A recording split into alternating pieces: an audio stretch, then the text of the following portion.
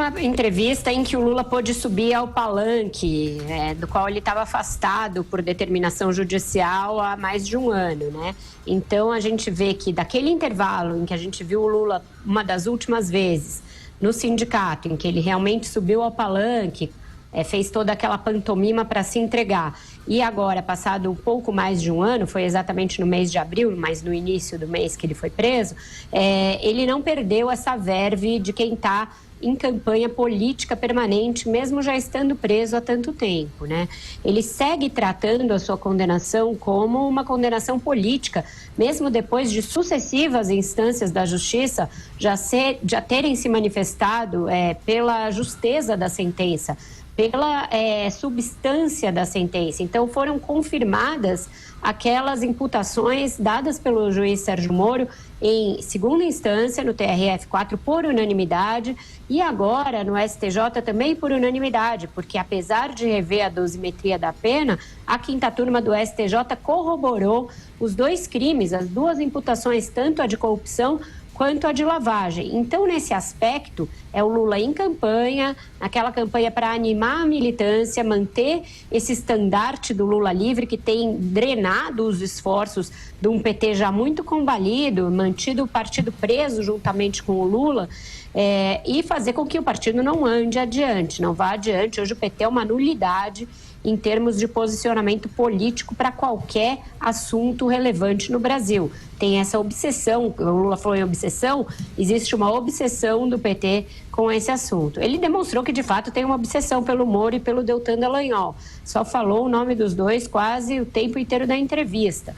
O pouco que a gente viu na transmissão da live do deputado Paulo Pimenta, ele falou mais no Moro e no Deltan do que em si próprio. Então, ele mostra que dorme e acorda com essa obsessão.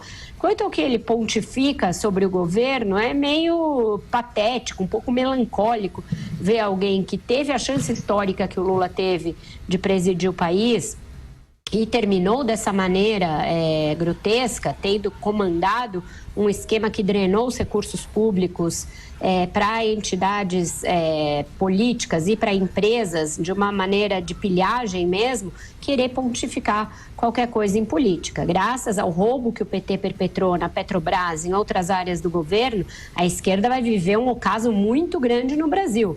Ele deveria fazer um mínimo meia-culpa em vez de querer distribuir razões, dicas ou qualquer tipo de lição aqui e ali. Então, ainda que ele tenha alguma razão nisso, aquilo que ele fala, eu me recuso a analisar o Lula como analista político. Eu acho que isso não é honesto intelectualmente com o nosso ouvinte, com o nosso internauta, porque o Lula não é um analista político, ele é alguém que está preso por crime de corrupção e lavagem de dinheiro.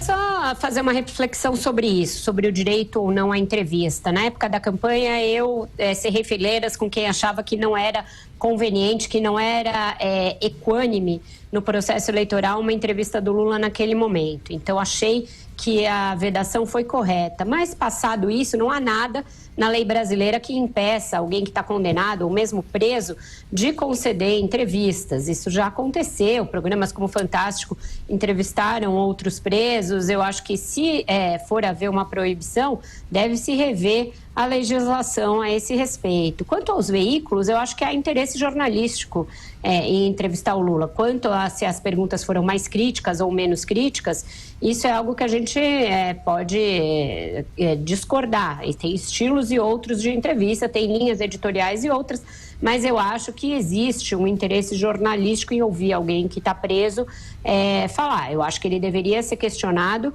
sobre os crimes, sobre as imputações, deveria ser questionado sobre a falta de mensagens ao PT, teria uma série de perguntas muito mais pertinentes a se fazer ao Lula do que ele deixá-lo pontificar sobre a situação atual do país. Mas, de uma forma ou de outra, uma das razões pelas quais eu acho que tem interesse jornalístico é que a gente está discutindo aqui. Eu acho que quanto menos a gente discutir o Lula daqui para frente, quanto menos a gente reverberar as coisas que ele falar, eu acho melhor. Eu acho que ele é alguém que está superado, né? O momento dele está superado. O momento dele é o do cumprimento da pena. Então, eu acho que de agora em diante, acho que a gente deve falar sobre os desdobramentos do processo. Mas uma vez que houve a entrevista e ela foi a primeira depois que ele está preso, eu acho que para os jornais, para os veículos, uma vez que o Toffoli liberou, era de interesse deles, pelo bem, sei lá, da liberdade de expressão, que eles ouvissem o Lula.